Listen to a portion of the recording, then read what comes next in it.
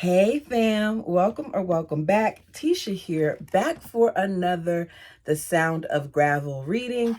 Go ahead, do me a favor and hit the like button as I need to try and get into whatever algorithm I'm going to get into based on the comment section below from the previous videos.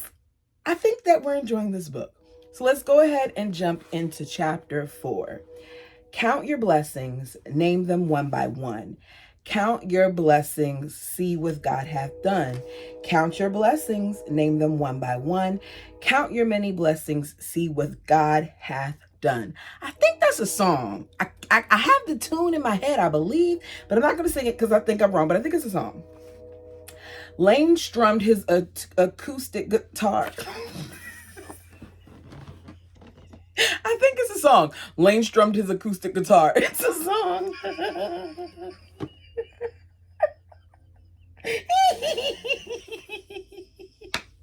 I'm not even gonna start over. Y'all know I don't edit over here. Yeah, I was right. It's a song, and yeah, it all I had to do was read, and I would have saw that. So he strummed his acoustic guitar after a Christmas Eve dinner of boiled beans, cottage cheese, and warm tortillas. Interesting that is what we're having for Christmas Eve dinner. With the barrel heater in the living room blazing, his voice rang deep, smooth, and loud over the rest of ours. If my family had a theme song, Count Your Blessings would have been it. My siblings and I knew the lyrics by heart, and Mom and Lane would sing it to us anytime we complained. It represented a core belief of theirs. We should be grateful for every little thing God had given us. That Christmas Eve, the words reminded me of the boy in the box and the other children I'd seen in Juarez the day before, and the lyrics rang true.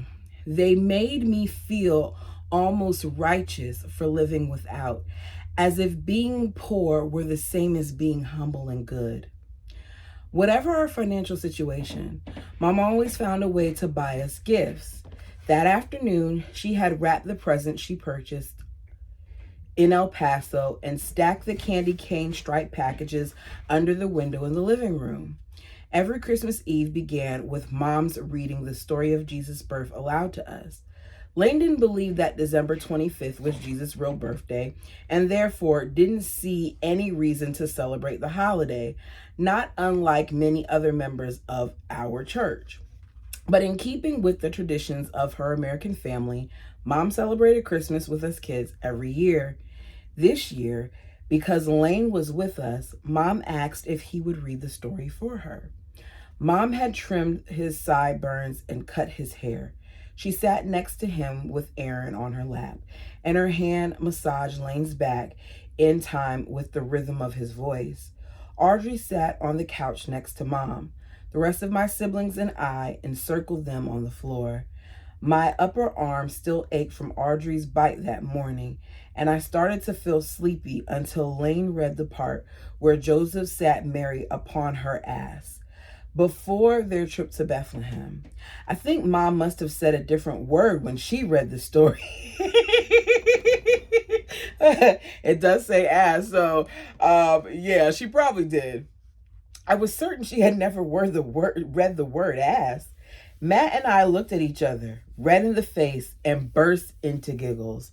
Knock it off, Lane said sternly. The story of Jesus isn't something to laugh at. I put my hand over my mouth to cover my smile and swallowed my laughter. Lane continued reading. Soon, Mom pulled out the mismatched socks box from our bedroom to prepare for Santa Claus. I picked the biggest sock I could find, inserted my fist all the way to the toe, and carefully examined the sock for holes. I gave it to Mom, and she attached it with clothespins to one of the wired hangers that she hung from the back of our plastic kitchen chairs. It's the things that people do in order to still allow their children to experience some of the traditions that people have when it comes to Christmas. Because she doesn't have a fireplace, she's improvising and she's coming up with wire hangers. Now, let's be clear, I don't have a fireplace in my place either. When I did, though, I didn't line up stuff around the fireplace.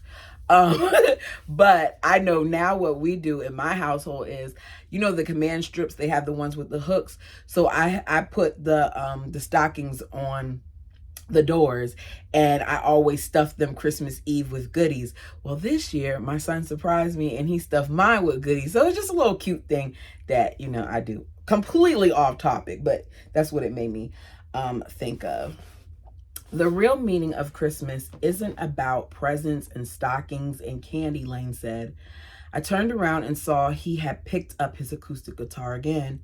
Whenever he did that, another round of Count Your Blessings couldn't be far behind. It's about the birth of our Savior, Jesus Christ, the Son of God. He cleared his throat and sang solo while we readied ourselves for bed. Count your blessings, name them one by one. The only blessing I could think of was what might be coming the next morning, when I hoped I would discover an old sock so heavy with candy it would hang elongated and distorted from the chair. That night, unable to get the sock out of my mind, I lay awake for an hour. I had to pee, but I fought the urge for as long as possible. When I couldn't hold it any longer, I got up, walked to the kitchen, put a stool up to the refrigerator to retrieve the red plastic flashlight and roll of toilet paper that we kept on top, and made my way to the kitchen door.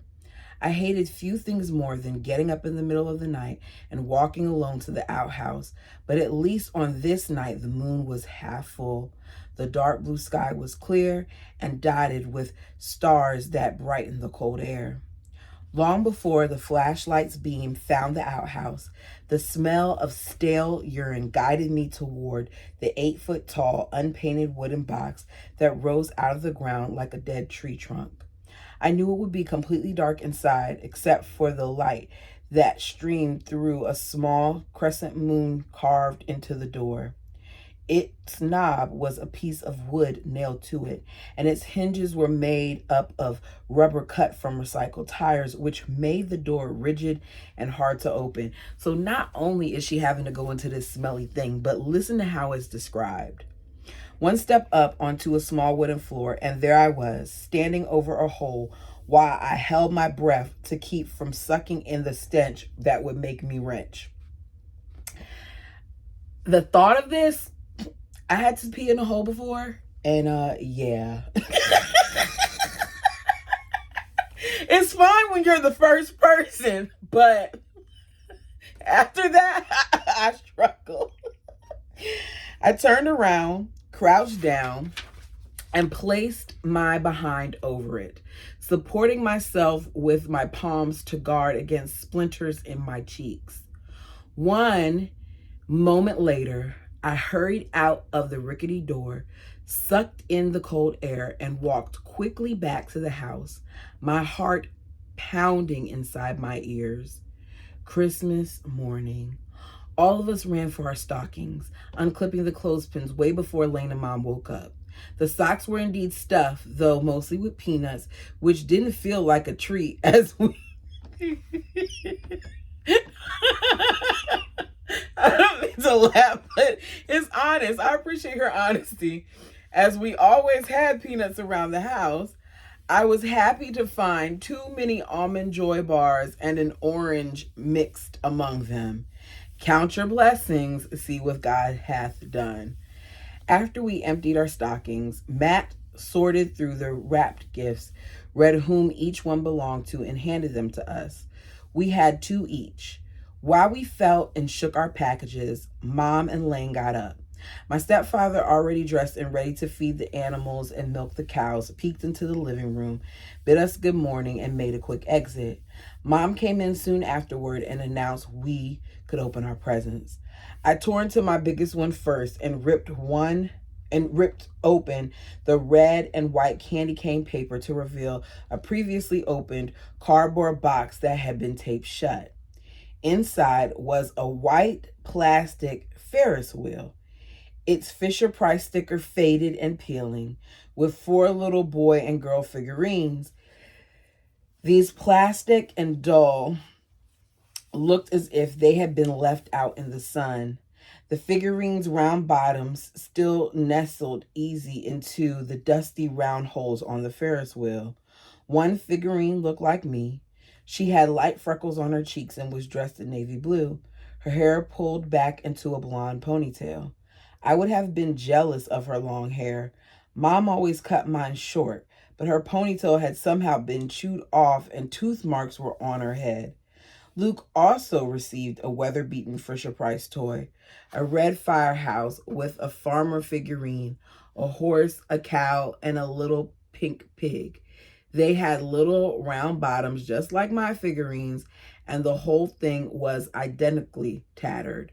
Once we realized that our figurines were interchangeable, we played with our new used toys for hours. So things that you take for granted. They're excited about these, whereas other kids would probably not want it. I know I myself, when I heard it, I was like, ooh, but I got to remember what, they're going through. Luke opened and closed his plastic farmhouse door over and over, and each time it closed, a loud moo came from inside the door, and he laughed out loud with watery eyes as if he had never seen anything so amazing. I liked the way the cow could go straight from the farmhouse to a Ferris wheel ride and back again.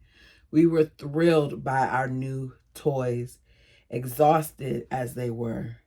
Count your blessings, name them one by one. Count your many blessings, see what God hath done. Chapter 5. By the following summer, I had turned 6, and I decided I was old enough to help my brother Matt with his farm work. The alfalfa fields glowed green under the hot desert sun, and the peach trees were covered with green leaves and small unripe fruit. A dense pecan grove created several acres of cool shadows behind our farm, and although the house still smelled of mice, it was brighter and warmer in the summer light. The summer had seen 2 exciting developments on the farm. First, electricity had finally stretched to our corner of the colony. Lane had dug narrow, shallow trenches and buried electrical wires to ferry the current to his shop, where it powered his tools and the irrigation pumps on our farm. He promised that it wouldn't be long until he would wire our house in Alejandra's. He had also installed a toilet inside our house. The bathroom was the first door on the left in the hallway, a narrow gray room that smelled like wet cement. The toilet itself was not new, naturally. The seat was scratched, the tank was missing its flushable handle, and a 5-gallon bucket filled with water sat nearby. Oh, wow. This, we were instructed, was how we could flush the toilet until Lane could locate a functional handle. At 9 years old, Matt could milk a cow himself. He had been assigned a relatively benign brown ruminant. One evening at dusk, I decided to go with him to the corral behind Lane's shop, which was about 50 yards from the back of our house, right next to the corral. I wanted to see the milking firsthand. "Why are you following me?" my brother said, annoyed by my presence, squinting over his shoulder with mock menace. "Go back inside and help Mom." "I don't want to. I want to help you milk the cow." He ignored me, looking straight ahead, and he began to walk faster. I picked up the pace and could soon hear Lane's cows mooing and the buzz of the flies that swarmed around the 5 filthy animals and feasted on the manure-covered ground beneath them. As I approached, I inspected the cows' movements with caution. My shoulders tense. Directly in front of the corral lay a large open well, which also made me nervous. I had always been afraid of it. The black surface of the water was far below ground level. I could never watch when the boys would run straight for it, scissoring their legs wide as they leaped from one crooked edge to the other. Loose dirt would fall into the hole, and it always took a few seconds to hear the hollow sound of a splash. Resigning himself to my presence, Matt warned me to stay away from the cows' swinging tails. I watched as he tied his cow's two back legs together with thin baling wire so that she wouldn't run away while he milked her. He sat down on top of an overturned bucket and made a big show of his competence, reaching confidently toward the cow's swollen pink udder. Then he stopped and looked up at me, his chin pointed out and his eyes peering from underneath his cap. "Ruthie, don't ever stand behind the cow," he said with a sternness beyond his years. "If it gets scared, it'll kick you in the teeth and knock you flat on your butt. Its legs are skinny, but they're real strong, and its hooves are solid bone." "I know, Matt," I sighed. I concocted an offended face and refused to look at him, sighing again as I waited for the sound of milk to hit the bottom of the empty bucket. Instead, I felt a stream of warm liquid spray my forehead and drip down my sunburned nose and cheeks. I whirled around and slapped Matt, who couldn't stop laughing, which incensed me further. My face was hot. Sticky milk had seeped under my eyelids. I yelled as loud as I could for him to quit it. "Oh, stop being such a big baby," he laughed as he returned his attention to the milking bucket. Eventually, the sting left my eyes and I sat and stewed in silence. Every once in a while, I would glance at Matt out of the corner of my eye as he squeezed milk into the bucket. Soon, it was 3/4 full and covered with frothy bubbles. The bright blue skies outside the corral had grown darker, and the clouds above looked as foamy as the milk. The sun had at last set behind yellow bales of dry hay that created a cool triangular shadow over the cows. Matt outstretched his right arm to balance the weight of the bucket in his left hand as he walked slowly back to the house, taking care that the milk didn't slosh on his jeans. This made it easy for me to keep up. Lane's truck was parked in front of his shop. My stepfather had the door to the shop wide open and was sitting inside on an empty paint bucket, his shoulders hunched forward over a wooden workbench. He was welding, something he did all the time now that he finally had electricity in his shop.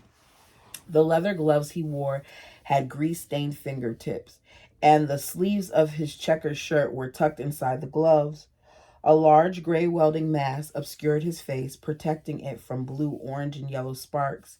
Matt gave the whole scene a quick glance as he trudged onward with his milk bucket, but I couldn't resist stopping to watch. I didn't say a word, but Lane somehow sensed my presence. Anyway, he pulled his torch away from the metal and peered at me through the helmet rectangular glass, his eyes smiling. He extinguished the torch's blue flame and lifted up his mask to rest it on his head. He smiled again, his eyes tired and puffy under the mask's gray rubber strap wrapped around his forehead. Because we know what we know, she's describing this and it seems very innocent, but it's making me cringe. I gotta be honest. I never knew my father, and Lane was only an occasional presence in our house, so having grown men around was strange and vaguely frightening. But Lane's smile was friendly, so I walked inside. The shop was dark and reeked of grease and gasoline, which smelled sweet and appealing compared to the corral's manure and cow stench. "What are you making?" "I'm building a funnel for our grinder motor," Lane said gently, describing the shape in the air with his hand. "Your mom needs this so she can grind corn and wheat. That's how she makes our bread. I'll bet she'll show you how to use it when I'm finished, and you can learn how to make bread too." He picked up a hammer and pounded a few times on the cooling metal. "Everybody needs to learn how to help out with the family. You know what I mean?" Lane took off his mask and set it on the dusty cement floor. "Can I milk a cow like Matt does?" I blurted out. Lane raised his eyebrows in surprise as he peeled off his gloves. "So you want to help with the cows, do you?" he sighed. "Well, milking cows is hard work. Maybe you can have your own cow to milk when you're about 10. By then, your hands will be big enough and strong enough to squeeze all the milk out of a cow. You know, Ruthie, If you don't get all the milk out, it will dry up inside the cow and it won't be able to give milk anymore. He threw his gloves on the ground. But your mom might need help with other things. I nodded. Lane smiled again and patted his faded jeans. Come sit on my lap. The words were tinged with a definite sweetness, but also something else. And whatever that something was, it kept me frozen in place from fear or unfamiliarity. My hands clasped behind my back. A fly buzzed on my ear in a spot where milk had dried. I shooed it away. But maybe I can just try it. Practice to see if I can do it, I said shyly. I'm pretty sure I can milk a cow and help my mom, too. Lane laughed heartily and jumped up as if the joke had given him energy. In one motion, he reached over and picked me up by my belly. My shirt rolled up, and his callous hands felt rough against my skin. Then he sat back down on the bucket and cradled me, one arm around my back and the other under the back of my knees. I felt my bare lower back against the denim of his pants as he bounced his leg up and down as if I were a baby. A nervous knot grew in my stomach, but I wasn't quite sure why. One thing about it, when these people do these types of things, there is something in you that just feels it sometimes, especially when it's done to you. There are people that to this day, I still get the creeps about, that later in life I found out were doing things to their kids. It's just something. It's so unfortunate that people go through this, and it's so unfortunate that once you've been through it, you recognize certain things. And hearing this is making me cringe so much. And then knowing what we know based on the other book, it's not helping the situation. But let's see what happens. Well, now, let's see. The bouncing had stopped, and he turned his head to look at me. Maybe you and Luke can come outside in the mornings and afternoons to feed the chickens and pick up the eggs in the chicken coop till you're both old enough to milk cows. He put his arm around my neck and brought my face closer to his. His whiskers dotted his jaw, chin, and upper lip. His nose looked bigger and wider up close, shiny and covered in little white dots. What are we supposed to do with the eggs? The words nearly got trapped in my throat, blocked by the knot that had formed when Lane put me on his lap. Take them to your mom. She can separate them so that you guys can have some, and Alejandra and her family could have some too. He broke into a hollow chuckle. You have to be careful not to break them, though, because we've got lots of mouths to feed around here. He gave that chuckle again. I felt his arm lift my neck and my face rose even closer. His whiskers grazed my cheek and I smelled cheese curds on his breath. He looked straight in my eyes and his voice was barely audible. Can I have a kiss before you go back inside? I jerked my head back and tried to wiggle out of his lap, only he held me tighter, so tight I almost couldn't breathe. I suddenly felt sick. Too sort of like I felt when I got in the flu. But this was a different kind of sick. A kind that I had never before felt, and I didn't understand where it came from. Just one little kiss before you go inside. Come on now. It's no big deal. It's the biggest deal. I stopped wiggling. It wasn't doing any good. Instead, I closed my eyes, took a deep breath, and kissed Lane on his rough, unshaven cheek. I felt his grip loosen, and this time when I pushed, he let me go. I jumped off his lap and ran away. From behind, I heard that chuckle yet again. You see now, that wasn't too bad. Then the chuckle turned into a full-blown laugh. See you later, alligator. They really make this seem like it's normal and make kids feel like what they're feeling isn't right because they're being harmless. And because he did that little laugh, it's supposed to make her feel better when in her body knows something about that wasn't right. Fearful that he might ask me to sit on his lap again, I put my hands in my pockets and walked quickly out of the garage.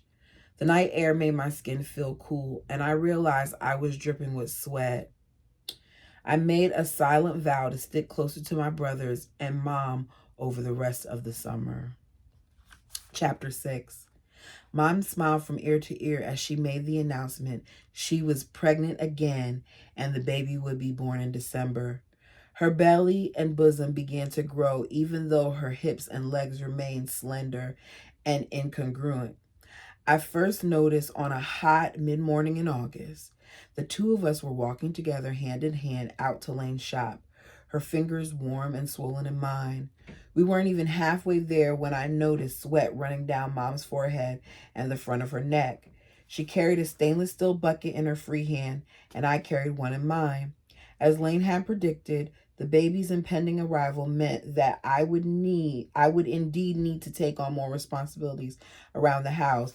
I really think that it's so messed up that these people insist on having all these children, and as a result, kids aren't able to be kids because they're parentified and they're taught at a very early age to do things that at young ages you shouldn't worry about doing. But that's how they keep their houses afloat, I guess. In a few months, I learned how to make cheese and butter from the milk Matt lugged back into the house each day. I learned how to whisk eggs, oil, and lime together in precise ratios to make mayonnaise. And most important, now that Lane had finished building our electric grinder, I learned how to make bread. The shop door was locked when we arrived, but Mom had a key to the padlock, and soon we entered Lane's world of heat and grease. The stink reminded me of my stepfather and made me queasy. A string hung lazily from a ceramic light socket, screwed to the wooden ceiling. Mom yanked it, instantly flooding the room with a harsh, naked light. We made our way through a maze of toolboxes and buckets and bolts, an old rusted washing machine lying on its side, its guts spilling out onto a grease-stained white towel. At last, in the shop's back corner, we found them. Several black barrels lined up against the wall. Each was twice my size and looked just like the heater in our living room. I asked Mom why we kept beans and wheat in the shop. So we'll have food to last us when hard times come, she said. After the United States is destroyed, Lane regularly rotated the barrels, she told me, so that the oldest grains were the most accessible. The newest ones were always stored here, in the shop's far corner. A cloud of tiny particles rose up like smoke from the barrel when Mom pried off its lid and dipped a pale plastic pitcher into the pile of wheat berries. Then, pounding the lid back onto the barrel with the meaty part of her hand, she told me to follow her out of the shop, where she locked the door before leading me over to the grinder. The contraption was bolted to a small white table. On the ground below, at the base of the shop's gray cement wall, a hard black plastic tube stuck out of the dry dirt. The end point of an electrical wire that Lane had attached to a line on a neighboring farmer's property with whom we shared the cost of electricity. The tube sat open to the air, as did a bare wire bent into a fishhook shape that stuck out of its tip.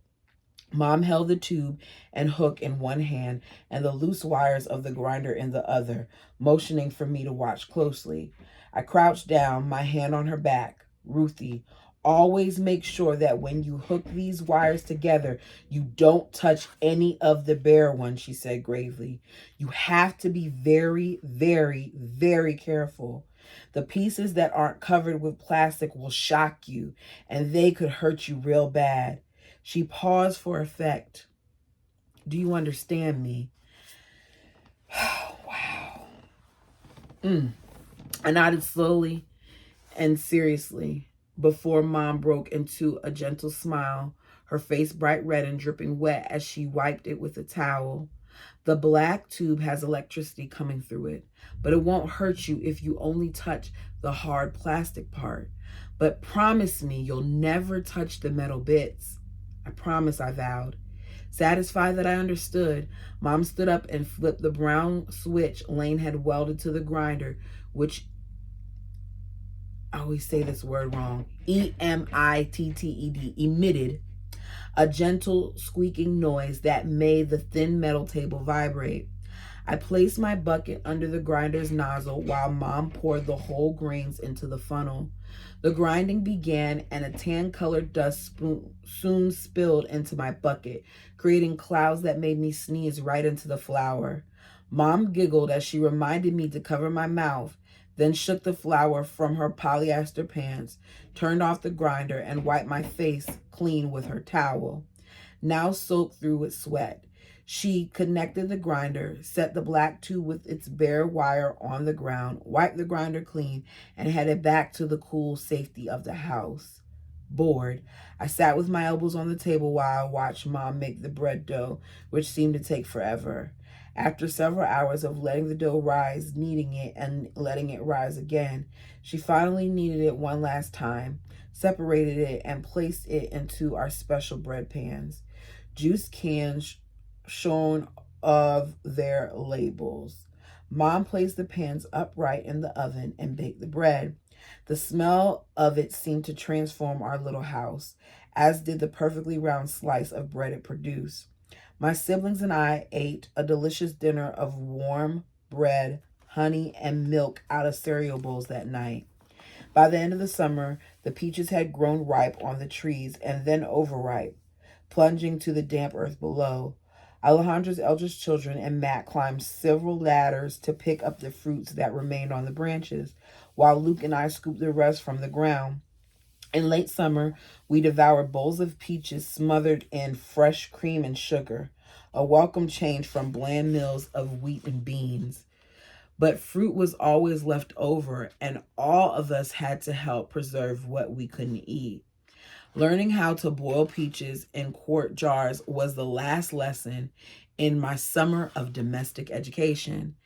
As Matt, Luke, and I carried the many, many glass jars to our bedroom, where we'd been instructed to place them on shelves up against the wall, I felt the winds of change begin to blow.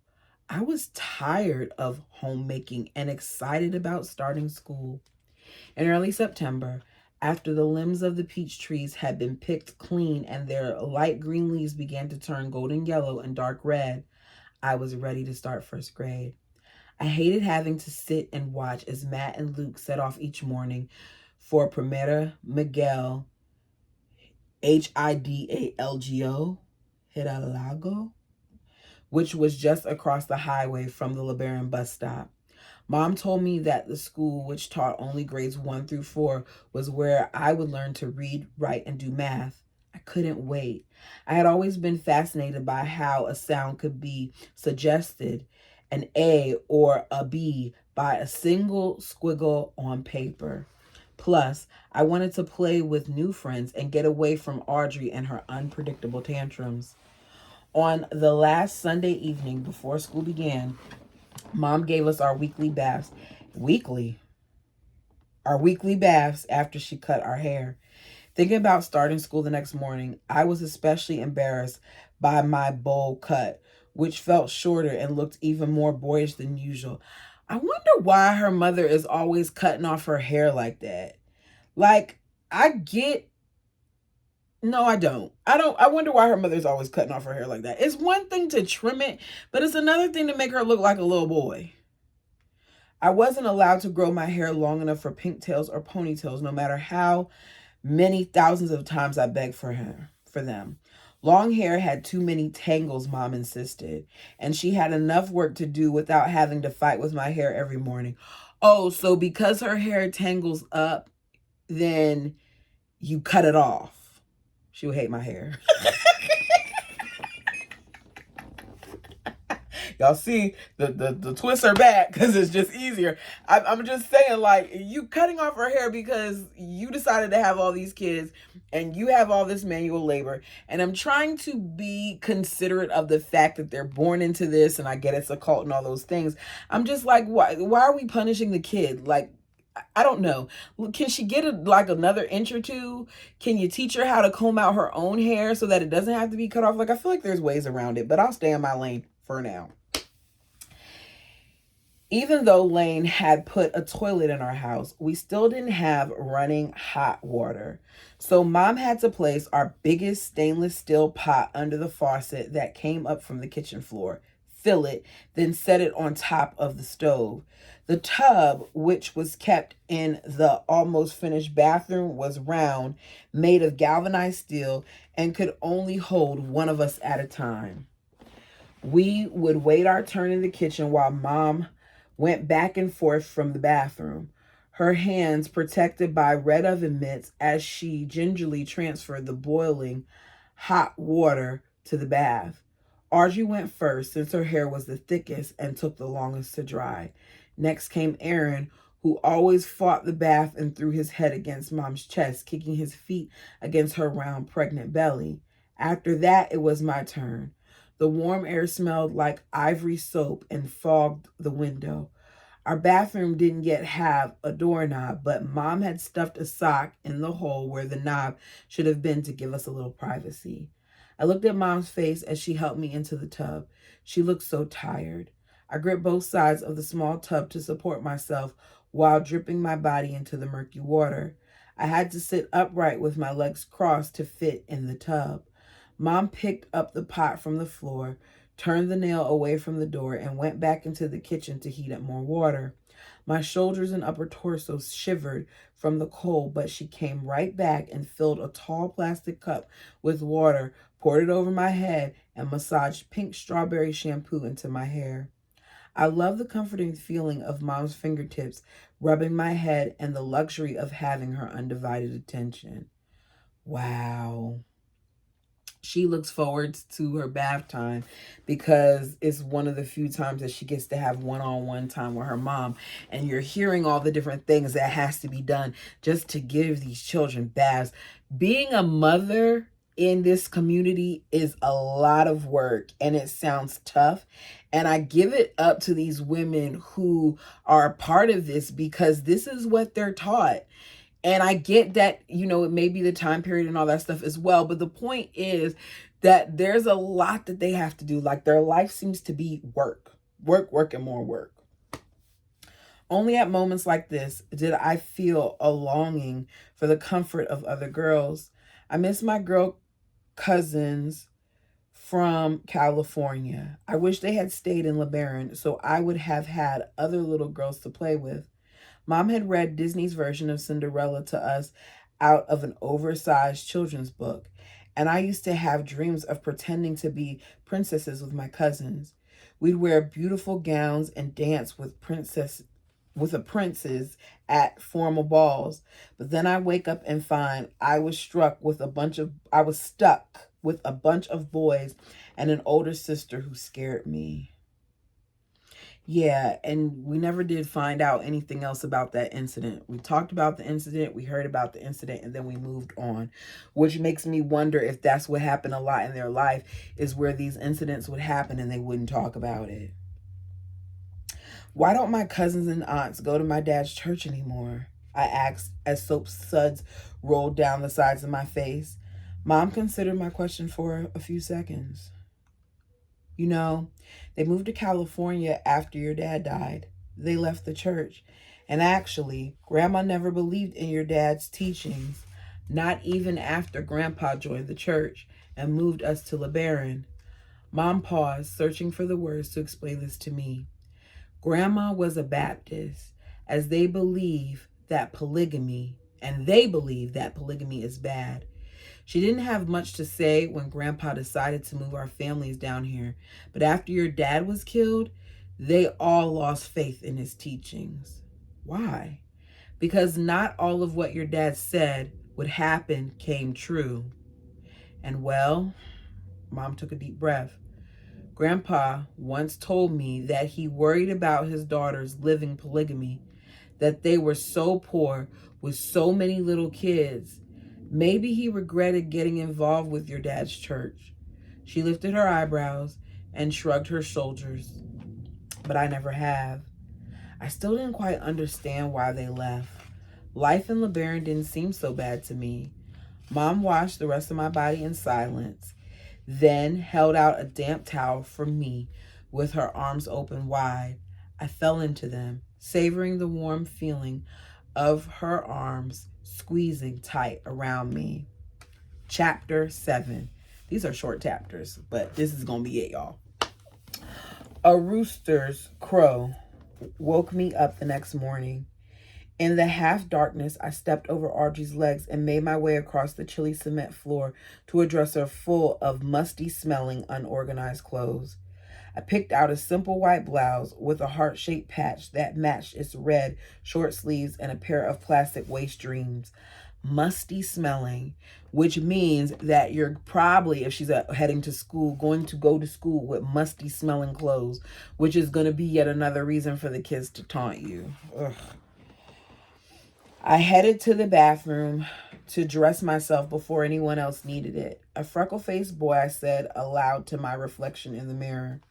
Mom shuffled by in her house slippers, and soon the smell of boiling cornmeal wafted my way.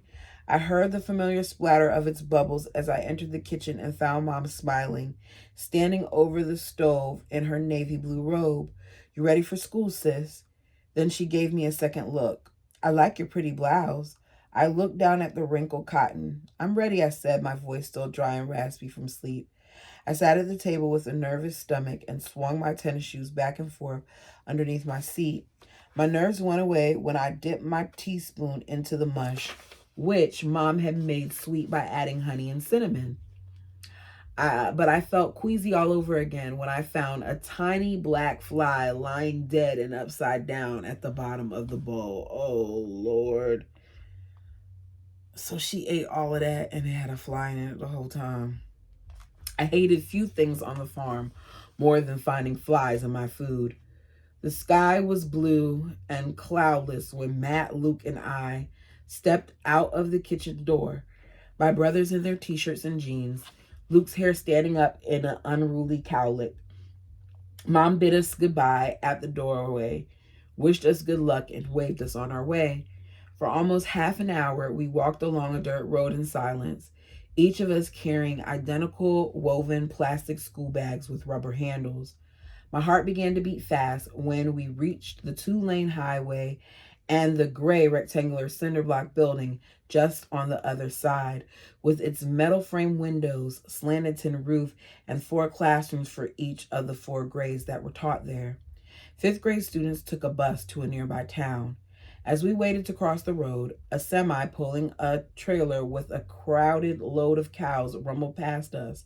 The cattle squished in together randomly, facing all different directions like an unfinished jigsaw puzzle. As the truck rumbled past, it blew dust in our faces and my hair into my eyes. I cleared my forehead, certain that my first day of school had been ruined. The dry sun-baked schoolyard was filled with a mix of light and dark-skinned children playing together, but no one else had skin as light as mine. Casper would have not felt whiter. A basketball bouncing with a hamp against the cement court filled with kids. One boy with dark curly hair threw the ball up, aiming for the hoop. Nothing more than a netless, rusted rim.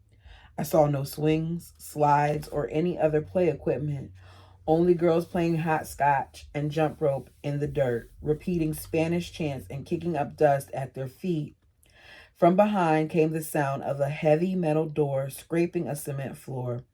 All eyes turned to find a Mexican teacher calling students in Spanish through a megaphone. I stood frozen while each child bolted from one of the 4 classroom doors and got in line. Not from one of the 4 classroom doors and got in line. Using the children's heights as a guide, I found the right line, and soon our teacher stepped out to welcome us. A serious but friendly woman. She had dark hair and large curls that surrounded her face and made her look as if she were wearing a football helmet. She wore a purple dress with nude stockings and gray high heels, dark red lipstick, purple eyeshadow that matched her dress, thick black eyeliner, and mascara. She waved us inside. The classroom smelled like pine saw and had 20 wooden desks and lines on a cement floor that looked brand new, smooth and shiny, like the film over Mom's glossy photographs. I scanned the room and chose a desk in a far corner beneath a window, which is when I realized that going to a Mexican school meant being taught in Spanish. Oh boy. And I was thinking while she was calling the lines and she had to look and see the heights of people to realize where to go that this was going to be a problem. Buenos dias, alumnos. Oh, I'm tearing this up. ALUMNOS. Me llamo Senora, the teacher said. The words blurred together in fast-paced sentences. I never even caught my teacher's name. It was forever lost in the torrent of her opening speech. My body went stiff and the blood rushed to my face as I looked at my classmates and watched wide-eyed as they reached down into their plastic school bags almost in unison. I followed their lead and took out my new spiral notebook, which Mom had given me as a special present for starting school.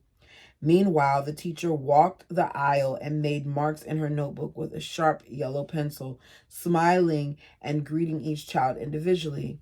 When she reached my desk, she stopped, knelt down until we were eye to eye, and smiled. She said something to me in Spanish, and all I could do was stare at her and hold my breath in fear. She smiled again, then called someone over. A little girl on the other side of the classroom who promptly picked up her supplies and moved to the desk next to mine. The girl had long, straight brown hair pulled back by a barrette, just as I had always wanted to. I guess that this little girl probably speaks English, which is awesome that the teacher picked up on this and is going to make sure that she learns, because I'm sitting here like, are you really going to have this child go into this class and she doesn't even understand the language? Just as I was always wanted, not to mention her straight bangs cut evenly over her green eyes. She had light pink skin with dark brown freckles on her nose. I thought that maybe I'd seen her in church, but I wasn't sure. I was certain that her yellow dress was brand new, or almost. It was definitely freshly washed and perfectly ironed. The teacher looked back at me and smiled one more time, then continued her walk down the aisle. The little girl in the yellow dress turned to me, grinned, and said hello in English. My name is Natalia. She chirped in a quiet, welcoming voice, her English clear and perfect. I felt my body relax into the hard chair beneath me. The teacher wants me to sit by you so I can help you, she smiled. Again, is your name Ruthie? Yeah, how do you know my name? I saw you at Sunday school and my mom told me who you were. You know everything the teacher is saying? Almost everything. She talks really fast though. The teacher, back at the front of the room, appeared to be asking for quiet as she began writing with pink chalk on the dark green chalkboard. Natalia turned her attention to the front of the room as she opened her notebook and picked up her pencil, so I did the same. Then she whispered something so softly, I was sure I had misheard her. Hey, did you know that we're sisters? Oh my goodness. What? I tilted my head and just looked at her. Are you sure? I think so. My mom said that your dad is Joel the prophet. Yeah, he died though. I know. Joel was my dad too, Natalia said. Really? She pointed to a little girl in the front row. She's our sister too. She lives right by me. My mouth dropped open as I stared at a second sister. What a way to find out that you have sisters, especially because while she was taking her bath, didn't she say she wished she was around more girls? And here it is that she has other sisters and she didn't even know it.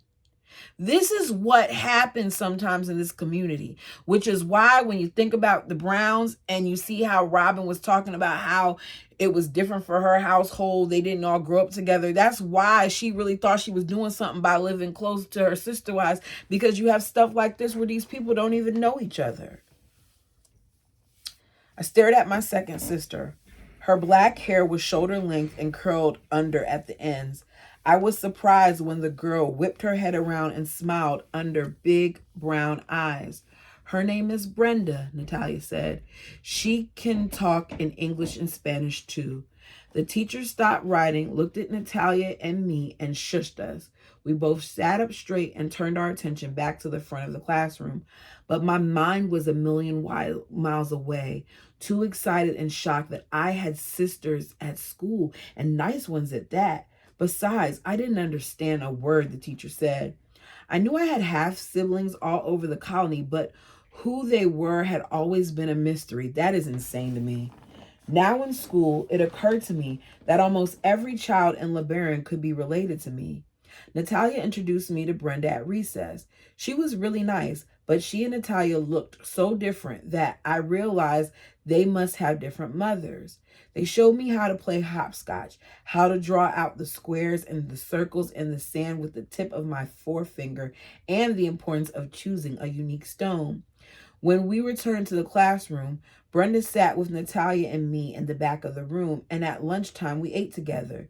Natalia had a whole wheat sandwich just like mine, although hers was square and mine was round. Remembering the fly at the bottom of my bowl that morning, I lifted the bread of my peanut butter and honey sandwich to inspect it. The smell of green, spicy peppers filled the air the minute Brenda opened her bean and cheese burrito with pickled jalapenos. And when I couldn't resist trying a bite, the morsel exploded in my mouth and burned all the way down my throat. My eyes watered and my lips burned. The girls giggled at my reaction. Make sure you drink lots of milk when you eat peppers, Brenda said in a thick accent, and convinced me that Spanish was her first